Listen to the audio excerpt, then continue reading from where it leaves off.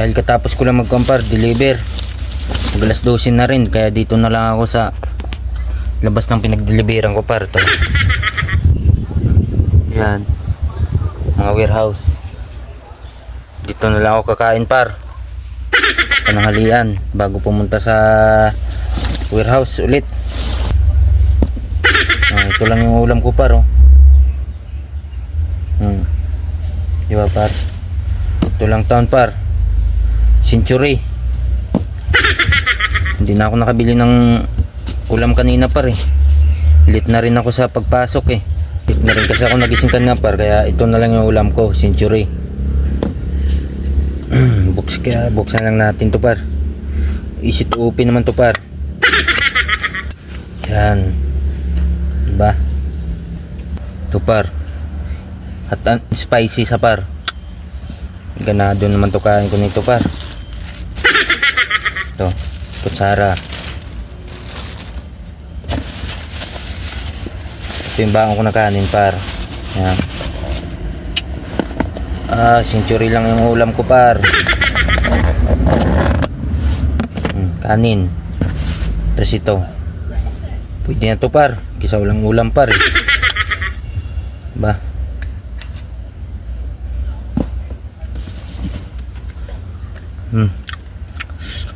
Par.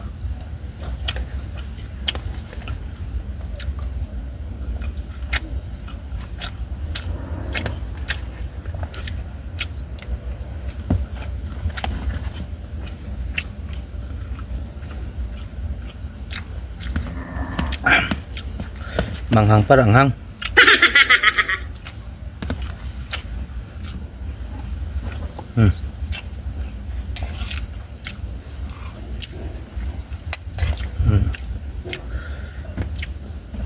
Diba?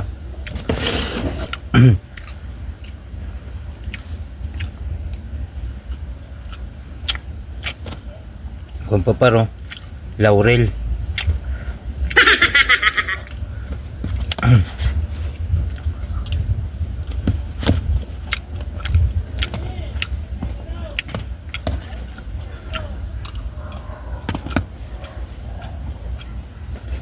Kaya dito na ako magpahinga par. Kahit alauna na ako malis dito. Yung napaka-traffic eh. Labasan din ng mga estudyante ngayon par eh.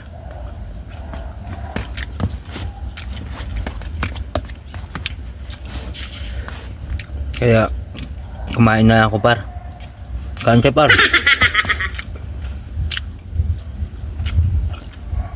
Sanay rin naman kasi ako sa kahit anong ulam par eh.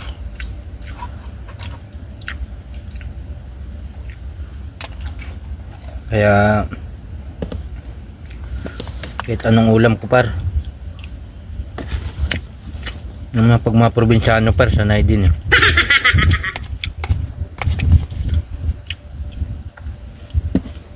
Pag dito kasi sa Maynila par, kailangan mo talaga magtipid. Dami kasing bayaran par eh. Bahay, pag nangungupahan ka pa lang, tubig, kuryente. Kailangan talaga par gamitin sa wasto yung sahod par. Wow naman! Wow!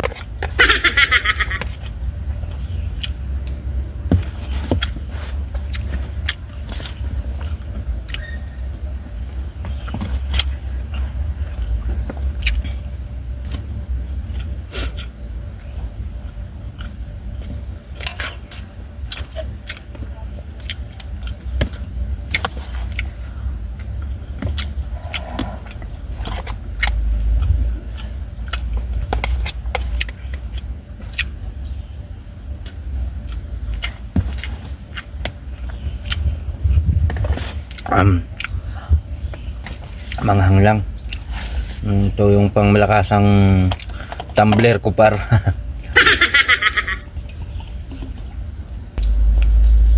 Buhos na ito par.